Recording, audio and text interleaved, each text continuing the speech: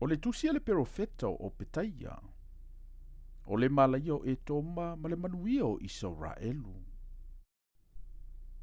O le whaalinga ia o Petaia. O lo whapeo na whetalai mai o le ali o Jehova ia Etoma. Wa tātou whaalongo i le tālama ia Jehova. Wa awina atu fo i le sāvali inu ese. Tūla ia o tau. Ina tātou si i atu i ai le taua. Whaauta. Wa au whaia oe ia whaatau wa ainu. Wa matua ino sia lava oe. O le whaamaua lunga o lou loto, wa whaasese inai oe. O oe o lo nofo iana o le papa. E maua lunga le mea nofo ai o ia. O le whaapea i lona loto. O ai se na te lafo ia te au i lalo i le ele ele. E ui lava ina maua lunga le mea e te nofo ai pe o le aeto.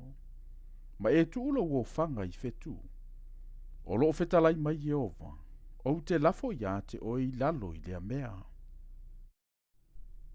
Ana o atu ia te o ngaui. Ana o atu o e whao mea i le pō. Awe, ua whao matia oe. Po ua lātou le ngaui ea mea e tusa ia i lātou. Ana o atu ia te o e tau vine.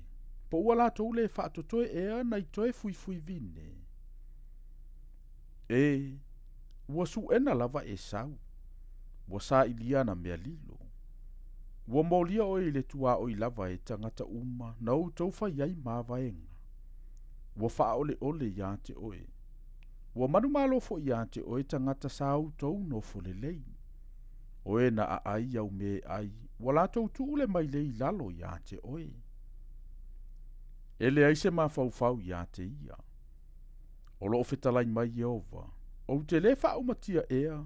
I le aso tangata popoto i e toma. Ma o faa umatia le mafau ai le maunga o e sau. Ti manue. E mata tau au tangata totoa. Ina ia faa umatia tangata umai le maunga o e sau. Ina ua fasiotia. E matua faa maina oe. Ono lo usa wai lo uso o Jakopo. E faa umatia foi oe e faa vavau. O le aso sa e tu wai e whawhia ngai. O le aso sa ave ai wha tangata o taua ana au e tangata ese. Na ulu atu ai fo i tangata ese i ona whaito toa. Ma lātou whai ei le vili Jerusalema. Sa iei lava oe whaapei o so lātou. A ua le tatau.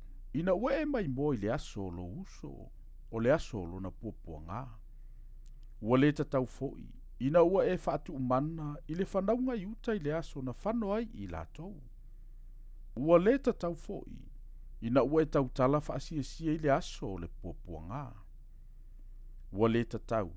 Ina ua e uru atu i le whaitotoa o lo unuu i le aso lo lātou malaia. Ua le tatau. Ina ua e mai moa o oe lava. I lo lātou ti ngā i le aso lo lātou malaia. Ua le tatau foi. Ina ua e tango i o lātou o loa. I le aso lo lātou malaia. Ua le tatau foi. Ina ua e tu i le mawhenga ala e fasioti ai o na tangata na sao. Ua le tatau foi. Ina ua e tu ina atu inu ese o na tangata na totoe. I le aso le puapua ngā. Awa e lata le aso Jehova inu uma. E whaia ia te o e peio na e whaia. E toe i uatu ia te o e mea na e whaia. Awa e peio na utou feinu i lunga o lo umaunga pa ia.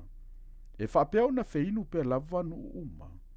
Lātou te feinu lava ia inu tele. E avea i lātou e peisea i uale ai lava i lātou. Ai peitai. E iai i le maunga o Siona. E ua sao. E pa ia fo ia. O le a inga fo i o Jakopo. E fai mo i lātou lava o a lātou lava mea. E fai fo i le a inga o Jakopo maafi.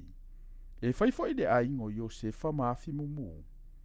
E fai le a inga o Esau. Ma tā ngutu o saito. Lātou te wha amu fo i ate i lātou.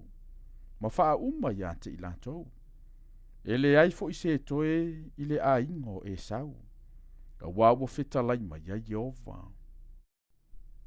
O i lātou fo'i o i le tū i tonga, e whai mo i lātou le maunga o e sau.